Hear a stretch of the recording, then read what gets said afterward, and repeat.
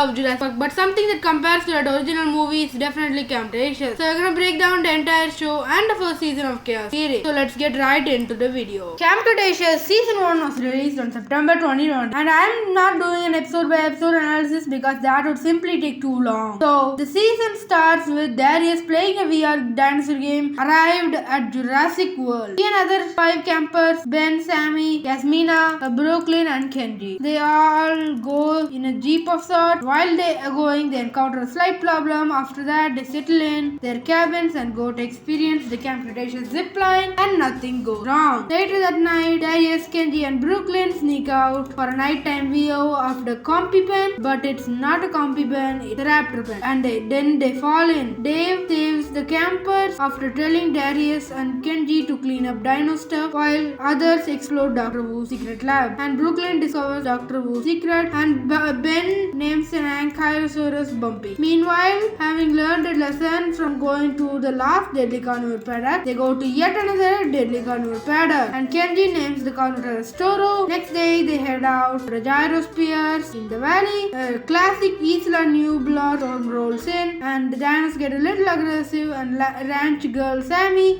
uses the herding knowledge to save the day. Later that night, when Brooklyn rewatches the video, she sees Sammy acting a little suspicious. Fearing that she's been caught, Sammy steals Brooklyn's phone. Oh, that's not revealed yet. Let's go back. Dave and Roxy head out to track clad deer. Kid hear a noise from the jungle, go to the zipline tower to see instead of staying safe inside the camp, and Indominus Rex comes to play. They go far away using the zipline and fall in the jungle because the Indominus breaking the tower. Later, arriving back at camp, they realize the camp is destroyed and they're on their own, and decide to head to the center of Jurassic World. After a lot of Indominus Rex encounters and finding Bumpy, they arrive near a dock that leads to mainland. While going, they see bioluminescent Parasaurolophus and accidentally to the center, like at the lagoon with the most as well. Coexist.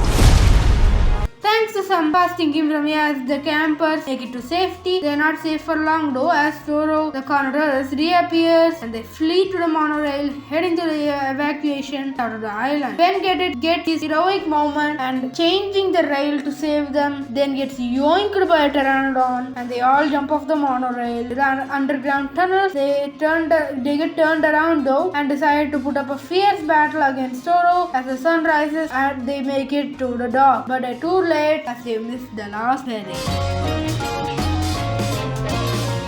Season 2 picks up immediately after the campers are stranded on the island and decide to head back to the park, try and find a form of communication. They stumble across Main Street, discover Indominus, and find an emergency beacon inside Roxy's nest. They have to remove it from its nest and send a signal, but not without narrowly dodging an angry Tyrannosaur, who was not happy to find her territory being intruded. On waiting for their rescue, the campers return to camp and rebuild their ruined camp, turning it to a tree house. While searching the island for supplies, Darius, Sammy and Brooklyn discover various dinosaurs locked in cages without food and water. They began to free the herbivorous dinosaurs before noticing that one cage had a barrier on it, a new species introduced to the show. Unwilling to let this dinosaur starve, they release it, quickly reuniting with 2 fellow baryonyxes who ultimately end up hunting the group throughout the season. They continue searching the island for supplies, and Brooklyn, Sammy and Yaz stumble upon frozen flowers, a decidedly odd thing to find on a tropical island. They began to search the mystery leading to Dr. Wu's lab. Here they acquire a key to Jurassic World, allowing access to all buildings. Meanwhile, Darius and Kenji begin to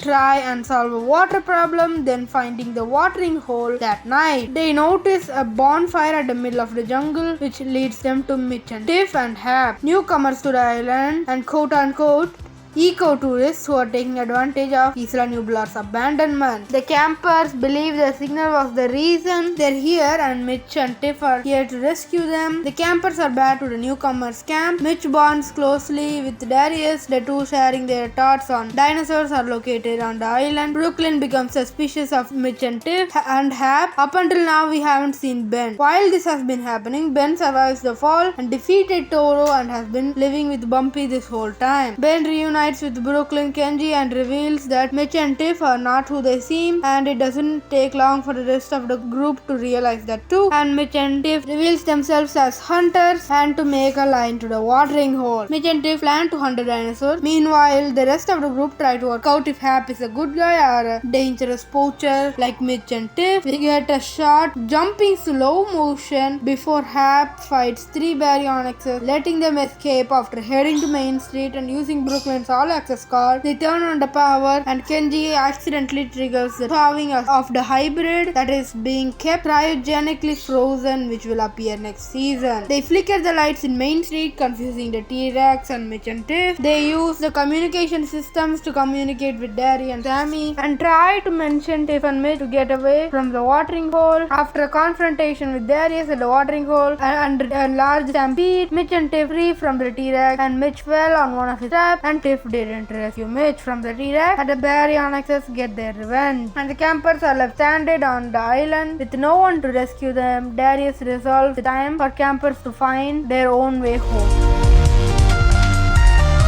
Season 3 opens up with the campers making an escape attempt from the shores of Isla Nublar. It all looks good for the campers until they are on a raft. Suddenly a rogue wave throws them back to the shores of the island, destroying their raft and hope of escape in the process. Gathering supplies and heading back to base camp, the group attempt to refine their raft design with an improved sail and decide to head out to the lookout point to scavenge a hand glider up at the highest points of Jurassic World. Yas discovers dinosaur nests before the group are attacked by a bunch of dimorphodons. The flying reptiles have made this mountain their nests and chase the campers away. Luckily, Kenji and Sammy spot Tiff and Mitch's boat from the previous season. After getting on the boat and having some fun, the group board and realize the boat out of fuel and desperately in need of repairs. After their disaster at the beginning of the season, they get inspiration to escape the island once again and head out to the North Dock to scavenge for fuel. The fog begins to roll in and an angry pack of Orannosauruses attacks the group, forcing them to retreat back. Bumpy helps save the day along with Mitch and Tiff's fireworks, and Darius begins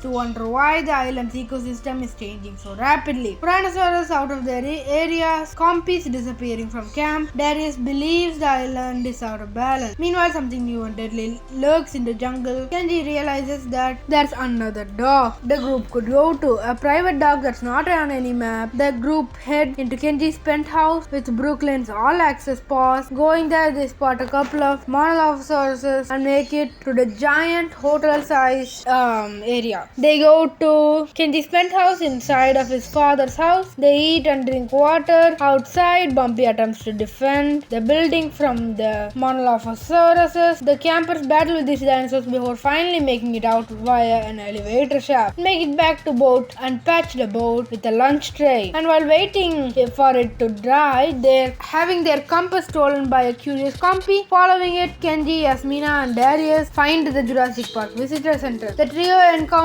Blue but manage to escape using an old staff vehicle. Blue continues to attack before being pinned under the vehicle itself. The trio manage to free it and Darius does his Owen Grady impression before running away. All while this is happening, Brooklyn and Sammy search for evidence that will help Sammy's family. The two discover Dr. Wu's journals, video journals, the documentation of the E750 dinosaur, a failed precursor to the Indominus Rex, and discover the dinosaur has escaped from its cryostasis. With the storm now rapidly approaching the island, they gather supplies to fortify their treehouse. When it attacks, they manage to fend it off, but it manages to sting Sammy. Sammy, with its venomous attack, rushes to get the antidote in Dr. Wu's lab. With the storm clearing and Sammy returning back to health, they begin to get back to the boat. But Ben separates from the group to say goodbye to Bumpy. They make it to the boat. Meanwhile, Scorpius Rex, or E750, finds Ben and Darius in the jungle. It begins approaching before revealing that there are now two Scorpius Rexes evolved to parthenogenesis. Brooklyn, Sammy and Kenji help reunite a lost baby Brachiosaur before reconnecting with Ben and Darius. They go to the visitor center enter again, this time encountering both the Scorpius Rexes and the ceiling rumbles, crushing both the hybrids. But Blue and the group escape unharmed. They make their way back to the boat, finally making it out of Isla Nublar. Through the heavy stormy days, helicopters fly about the boat and demanding that they return to Isla Nublar. Timeline catches up with Fallen Kingdom. Ben, Kenji and Sammy get in a helicopter before getting attacked by pteranodons. The rest of the campers follow the mercenaries through the jungle and eventually leading them to Dr. Wu, who has returned to the island with mercenaries from the Lockwood area. The campers intervene, trying to get a scientist from leaving with his research papers on the Scorpius Rex. The Monolophosaurus return and fight the mercenaries while the campers retrieve the data from the laptop, and Brooklyn distracts Dr. Wu after the data is copied. Kenji returns the laptop to Dr. Wu in exchange for Brooklyn, and Dr. Wu escapes the island, and yes, fully grown adults leave kids stranded on the island. The group say bye-bye to Bumpy before finally returning to the boat, setting sail out of Isla Nublar. The season starts with the campers going in the boat, celebrating that they have finally left the island, and the compy took shelter in their boat and the group tried to catch it. Then the boat gets stuck in kelp. Darius goes into the water to fix the problem. Kenji sees something in the radar, warning Darius, and seeing the radar again, there's something huge following the larger creature. When it comes, we see a shark getting devoured by a mosasaur. Kenji jumps in to help, and the mosasaur wrecks the ship onto an island, and season 4 is the worst season, so I'm just gonna scrub through it. They meet a scientist and discover that this is Manticore's island. Sammy gets suspicious and find out a guy controlling the island. They help the dinosaurs, and it ends with a cliffhanger, with the president of Manticore being Kenji's father. Season 5 starts with Kenji's father getting the kids to safety and still doing Dino Bat money. The group didn't like the idea, so they try convincing his father by opening 2 T-Rexes and shows that dinos don't just fight. His father agrees and changes and Kenji's father tells the group the new plan, and they didn't like it. The plan is to mind control the dinosaurs and sell them for profit. Kenji didn't leave his father's side, believing he's a good guy. The rest of the campers plan to cancel this event, and the scientist May Turner helps them by giving a chip that can cancel the mind control. They do it when the event starts, and it works. They disabled all the chips. Kenji's dad, now angry, locks them up in a glass box, and Kenji also in his side. They go to Isla Nublar since they got a new deal from Louis Dodson. Meanwhile, the rest of the campers are still not happy about the situation, but Darius is trying to find a way, so they start planning. They discover that the undervent is a way to go to the sewers and escape and take control over the island. There's an error in the system and they fix it. They go to Kenji's dad's computer and find a password hidden under the keyboard, and they change the password, disable all the robots, and when they returned, they had taken Bumpy. Ben was not at all happy, so they split up to search for Bumpy and found Kenji apologizing for his mistake, and Kenji's father had an extra chip in one of those robots. So the rest of the group checked everyone, and when they found it, the guys working for Manticore took it, and a big battle between all the mind control dinos and the real dinos begin. So after the campers losing the battle, Kenji's father threatens Darius to give the password. Kenji comes and gives it, but his father still hasn't left Darius, and then the T-Rex comes and absolutely destroys the Spinosaurus, saving Darius. And when he started to transfer the island, computers started malfunctioning, so his father rushed to the helicopter and left, but it was a trick all along. The malfunction was caused by few of the campers. Meanwhile, Darius' brother and the park handlers discover May Turner. She says that they're not on Isla Nublar and on Manticore Island, so they go and rescue the campers, finally going home after nearly 1 year.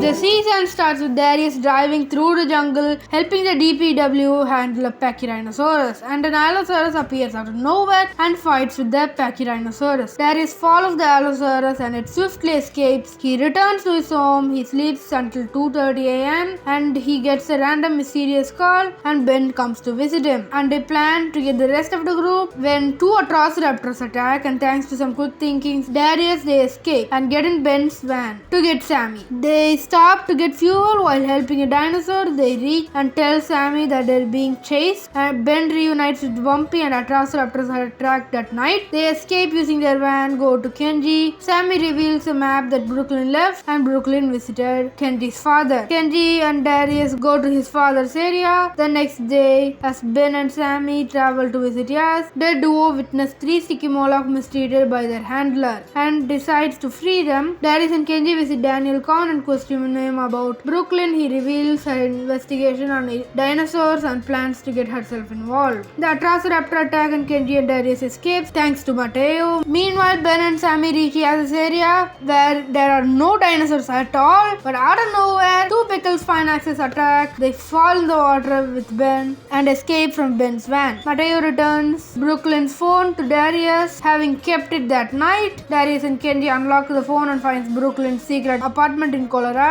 Darius and Kenji investigate the apartment, shocking discovery with money and a website called Dark Jurassic. Ben and Sammy arrive at the headquarters only to discover Darius' boss secretly working with the villains. After knocking out him, the trio finds Bumpy in the container and fails to free her due to her strange behavior. Ben sneaks into the containment truck. Sammy and Yaz following. Ben, afraid of losing Bumpy, meets up with the group to help Bumpy. With an unexpected surprise, Sammy reveals that Bumpy was laying an egg and becoming a mother, but the excitement is cut short when Cabrera corners them. They release most of the dinos and it's later revealed that Brooklyn escaped.